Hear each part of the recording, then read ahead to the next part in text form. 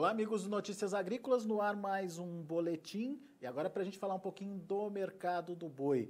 A gente tem como convidado hoje o Caio Toledo, consultor de gerenciamento de riscos da INTL FC Stone. A FC Stone acabou de divulgar um relatório sobre confinamentos, o que esperar do confinamento aí, principalmente ao longo de 2020. Tem números importantes de serem analisados e a gente vai fazer isso com o Caio. Antes disso, eu queria saber, Caio, seja bem-vindo, obrigado pela participação. Como é que estão os preços, o mercado nesse momento e o que esperar aí em relação à formação dos preços aqui no Brasil nesse momento? Caio, seja bem-vindo. Boa tarde, Alexander. Boa tarde a todos. Bom, mercado relativamente estável. Nós temos observado que o mercado tem se comportado de maneira estável com os preços em São Paulo hoje entre 190 e 205. Vamos colocar 190, 192 do animal convencional e 205 aquele animal do padrão China, aquele animal mais jovem. E como é que estão as escalas, Caio? Elas estão aumentando? As escalas deram uma alongada. As escalas deram uma alongada, mas isso já era esperado, que ela sofresse esse alongamento. Algumas estão um pouco furadas, então ela artificialmente está alongada, mas daria para encaixar animais em certos dias.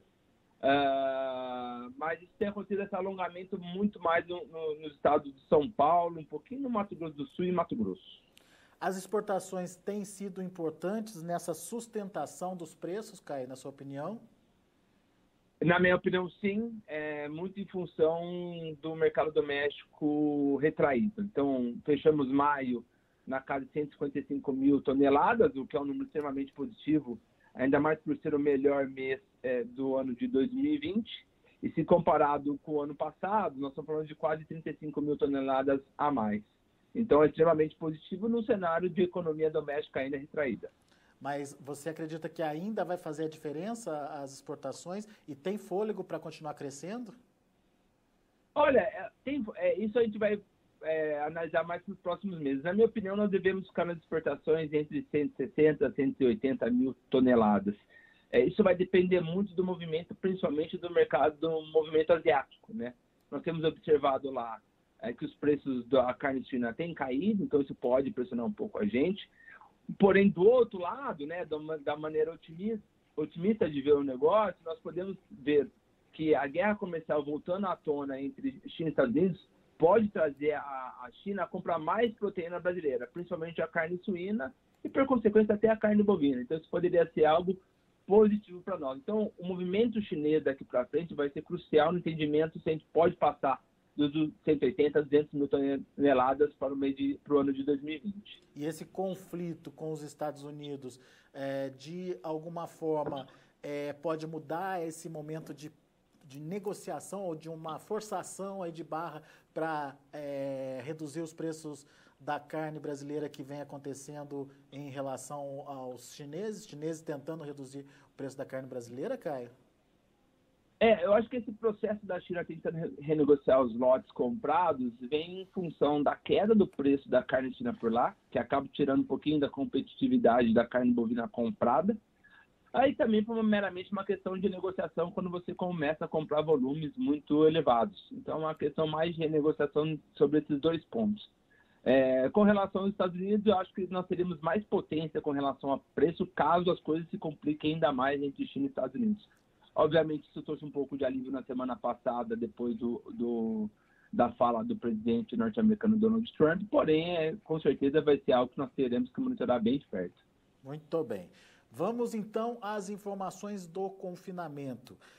Eu falei que você tem números já importantes aí sobre redução de confinamento. Que números são esses, Caio? Nossa primeira pesquisa de intenção sobre o confinamento de 2020 trouxe uma queda de 33% no confinamento 2020, frente à capacidade instalada dos confinamentos hoje no Brasil. Então, nossa pesquisa é muito mais qualitativa do que quantitativa, que trouxe essa redução de 33% de redução no confinamento de 2020. O que é muito significativo, né, Caio? O que justificou essa redução ou tem justificado até agora? Dentro da nossa pesquisa, falando em termos da pesquisa, a maior preocupação dos confinadores hoje é a questão do preço dos insumos, reposição e também depois, por terceiro ponto, o preço do boi futuro, né? Que seriam os 3 pontos que mais impactam a questão de confinar ou não. No caso do preço dos insumos, basicamente é o milho que está sendo cotado. Existe alguma alternativa, alguma dieta que pode ser substituída, mais barata, enfim, que pode, de alguma forma, reduzir custo de produção? Existe, mas esses outros produtos acabam acompanhando o preço do milho, né? Então, você tem outras opções, principalmente depende muito onde a fazenda está localizada, está em São Paulo, está no Mato Grosso, então depende muito da localização da fazenda, mas subprodutos ou outros produtos acabam acompanhando muito o preço do milho. Então, você tem alívio de um lado, mas acaba sendo pressionado por a questão do milho também continuava subindo. Então, alivia num ponto, mas acaba prejudicando em outro. Agora, essa decisão pode ser revertida? Pode ser revertida. Até na nossa pesquisa, nosso número de animais, o maior pico de volume de animais seria mais perto de julho, agosto. Nós podemos ter um número maior de animais confinados em 2020, caso tenhamos uma retração do preço da reposição, uma queda do preço do insumo base, que seria o milho, ou um aumento aí dos preços futuros do boi gordo, porque hoje a gente tem trabalhado, principalmente São Paulo, Goiás, por exemplo, com um boi gordo num patamar de preço, a reposição, às vezes, principalmente dos animais mais zerados, com ágio muito elevado frente ao que nós estamos vendo de percepção futura. Isso acaba impactando nas contas e retraindo um pouco desse pecuarista de porte, principalmente de porte menor. Mas no radar de vocês, alguma possibilidade de um desses fatores aí se tornar favorável ao produtor? Olhando o que a gente tem hoje de cenário? Sim. Nossa primeira leitura era que nós teríamos um mês de maio e um mês de junho com os preços de reposição tendendo a ficar mais próximos a uma realidade, pois o boi gordo não estava avançando, então poderia ter uma retração do preço da reposição. Isso de fato aconteceu, não aconteceu quanto a gente esperava, mas aconteceu um pouco. Agora, o que nós temos na frente é a possibilidade de retração do preço do milho dado a queda do dólar, que hoje trabalha próximo a 5,23, e também a possibilidade de aumento do preço do boi futuro. Mas, olhando hoje, o mercado continua um pouco o mercado futuro, tá? Continua um pouco cético com relação a alguns fatores como a demanda interna, como serão as exportações, se o coronavírus não pode impactar as unidades frigoríficas no curto prazo. Então, alguns receios que eu acredito que estejam ainda segurando a arroba futura, né? Então, isso acaba sendo um drive que poderá puxar e estimular o confinamento, mas, por enquanto, isso tem estado em panos quentes. A gente tem aí um cenário negativo de 33% a menos, como você bem citou, mas tornar ele positivo é mais difícil. Pode recuar, mas tornar ele positivo vai ser mais difícil? Olha, esse número pode vir para 10%. Eu acho que muito mais em função do segundo giro do que o primeiro giro de confinamento. Mas eu acho que teremos que ter a percepção de melhora de mercado, principalmente dos animais convencionais, né? Porque hoje o mercado hoje, a gente tem percebido que ele tem se balizado num todo com o animal China. Só que nós temos que lembrar que a idade média de abate brasileira é um animal mais velho, não um animal até 30 meses. Na nossa pesquisa, por nós termos mais clientes, quase a totalidade, com grandes confinamentos, com um perfil profissional um pouco diferente dos pequenos, nossa idade, a maioria dos nossos entrevistados abatem animais mais jovens. Mas a grande realidade brasileira são animais mais cerados, animais mais velhos. Então, eu acho que a percepção também de melhora dos animais convencionais também pode trazer um certo otimismo. Porque hoje, se a gente for pegar em preço, a gente tem um mercado de animal convencional, que é o animal mais velho, muito mais barato, né, do que um animal que tem um padrão que atende o mercado chinês. Então, também tem que ter a percepção que esse tipo de animal também vai melhorar.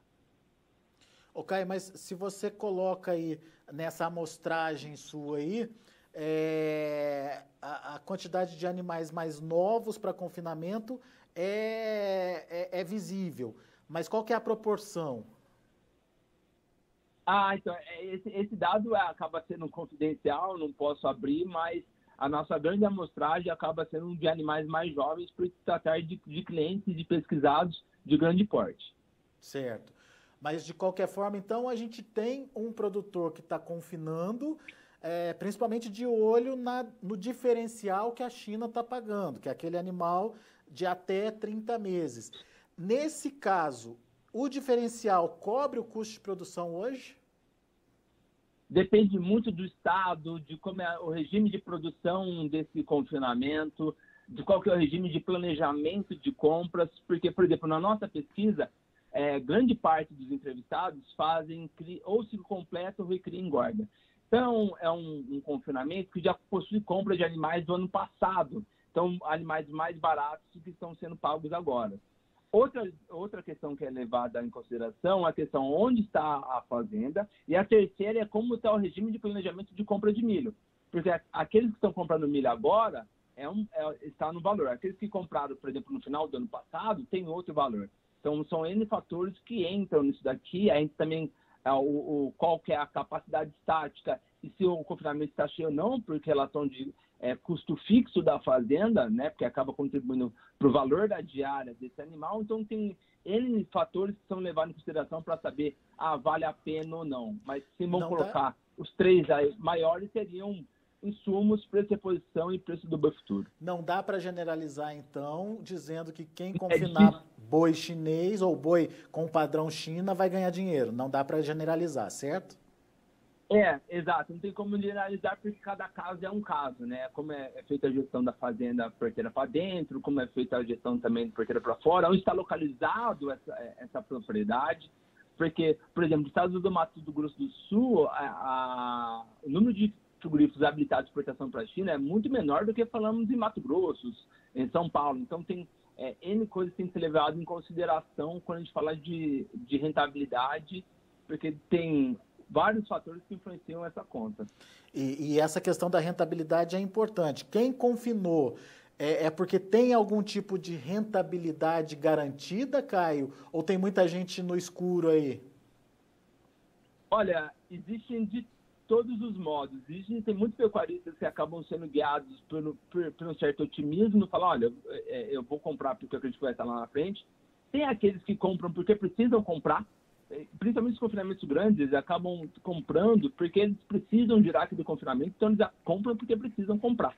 Então, eles levam as contas ali bem de perto, porque eles precisam sempre ter confinamentos que precisam rodar cheio por questão de custo fixo, né?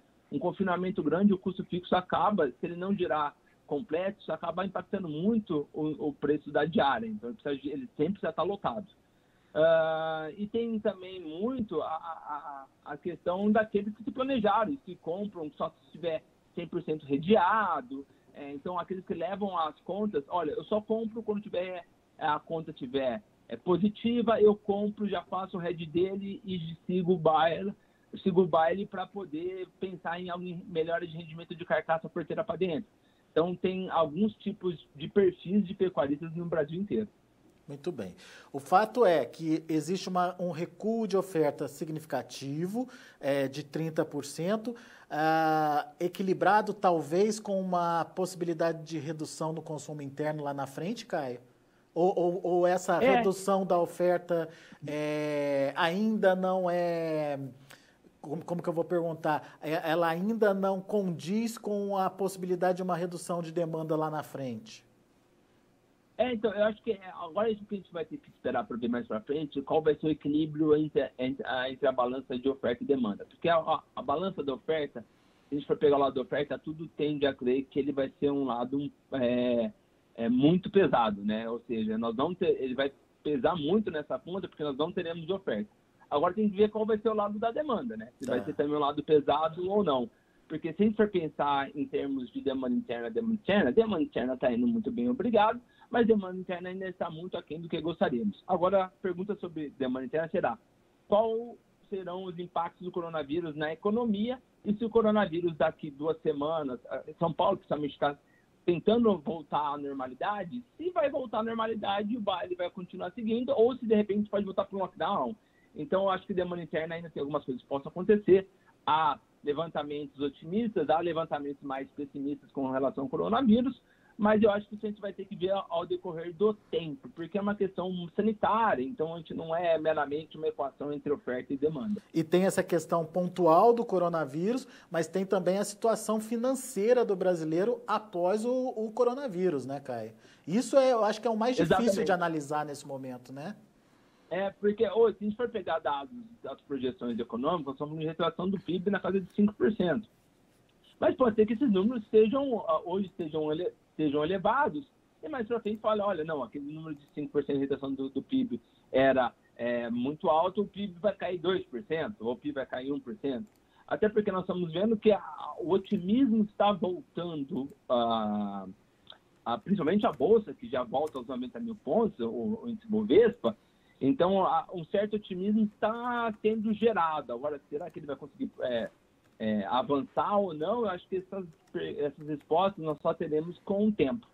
Isso deve acontecer daqui para frente, principalmente a semana que eu estou mais aguardando são daqui 2 semanas que nós poderemos ter mais um retrato fiel do que como São Paulo ou as cidades do estado de São Paulo estão se comportando nessa flexibilização da quarentena.